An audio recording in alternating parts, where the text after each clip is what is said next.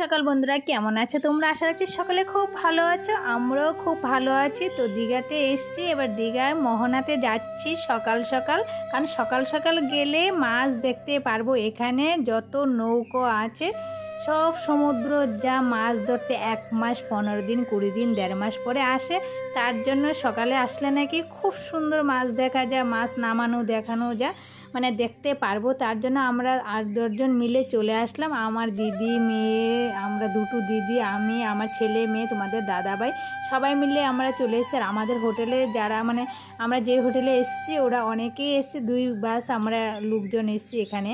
তো ওরা অনেকেই এসছে আর অনেকেই আসেনি, পরে আসবে। তো আমরা তাড়াতাড়ি করে চলে এসেছি আর আমরা এক গাড়িতে আসি না। এখানে এসে এত মাছ দেখে তো আমার মনটা একদম ভরে গেছে। খুবই সুন্দর সুন্দর মাছ, খাওয়ার থেকে দেখাটাই বেশি আনন্দ। আর এত সুন্দর চিংড়ি মাছ বন্ধুরা, দেখো কালার, মানে এত সুন্দর চিংড়ি মাছগুলো গার্ডার দিয়ে কিসের জন্য আটকে রেখেছে সেটা জানি না, কিন্তু খুব সুন্দর। এখানে শঙ্কর মাছটা 2-3 কিলো হবে, পমলেট মাছ, ইলিশ মাছ, ভেটকি মাছ, বিভিন্ন ধরনের মাছ, খুব সুন্দর।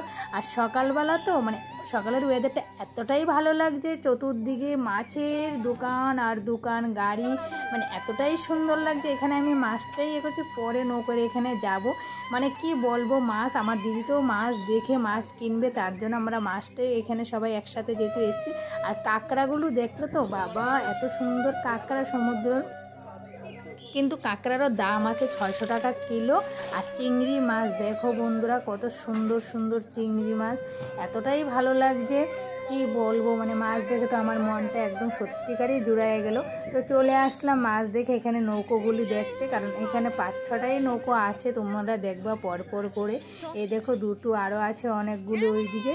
তো নৌকাগুলো কিন্তু এসছে মাছগুলি সব দিতে, তো দিয়ে আবার আজকে নাকি রাত্রে এগুলো রওনা হবে সমুদ্রের দিকে। তো আমরা মাছও দেখছি, আর এদিকে দেখো নৌকোর মানে পাড়ে, নদীর পাড়ে, এদিকে সমুদ্রের পাড়ে।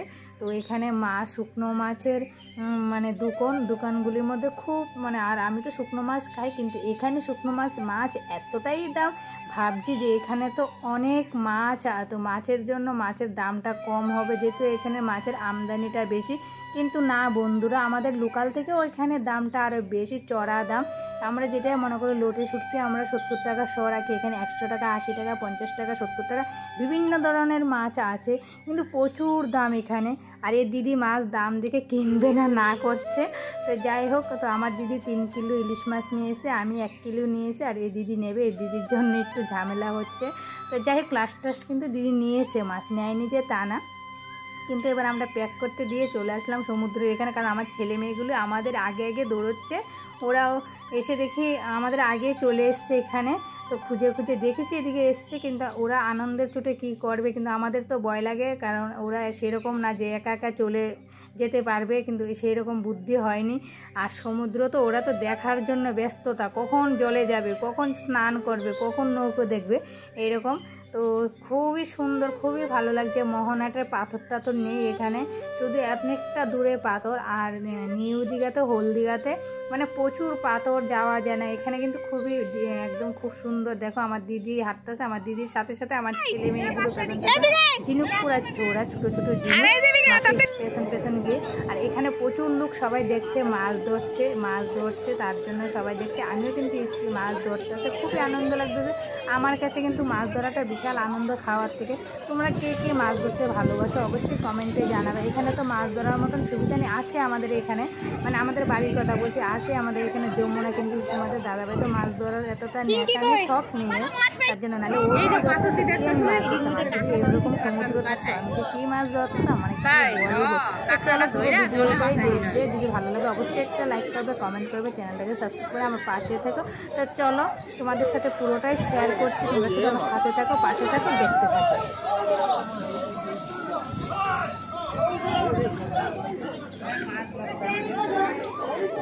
এই মাছটা ধরতেছে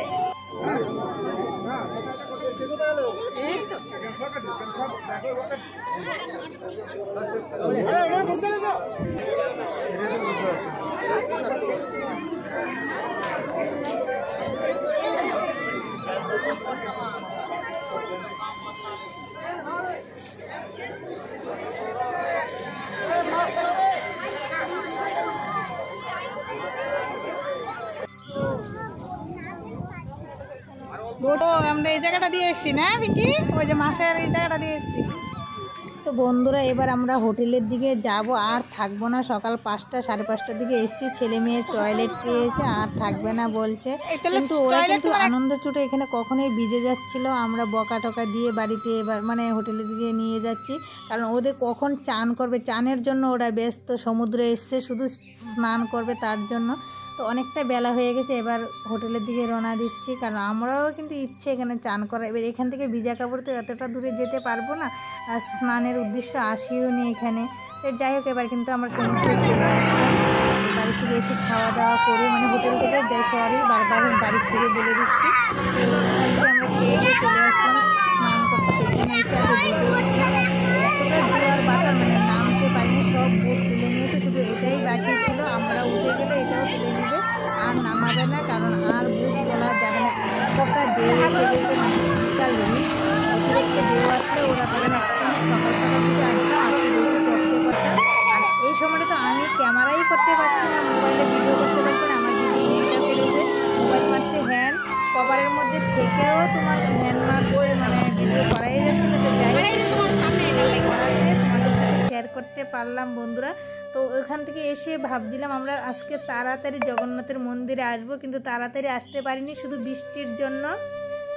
তাড়াতাড়ি খাওয়া দাওয়া করে আজকে রেডি ছিলাম, গতকালকে এসেছিলাম বন্ধ করে দিয়েছে, তার জন্য আজকে ভেবেছি তাড়াতাড়ি যাব। তো তাড়াতাড়ি যাব, বৃষ্টির জন্য ঠাকুর চাচ্ছে না যে তাড়াতাড়ি যেতে, একটু লেটে এসেছি দেখো।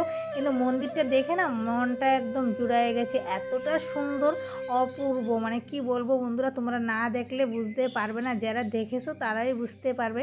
খুবই সুন্দর, খুবই সুন্দর, মানে মুখে বলা যাবে না, এতটাই সুন্দর, মন ভরে যাচ্ছে, মন মানে শান্তি এখানে এসে এতটা শান্তি। আর আমার ছেলে তো ব্যস্ত, কখন যাবে, ওর চিন্তা যদি গেট বন্ধ করে দে, রাত্র 8টার সময় গেট বন্ধ করবে, ও ভাবছে গেট যদি বন্ধ করে দেয় মানে একটা ফটো তুলতে বলছে, সেটাও ভালো করে ও তুলছে না।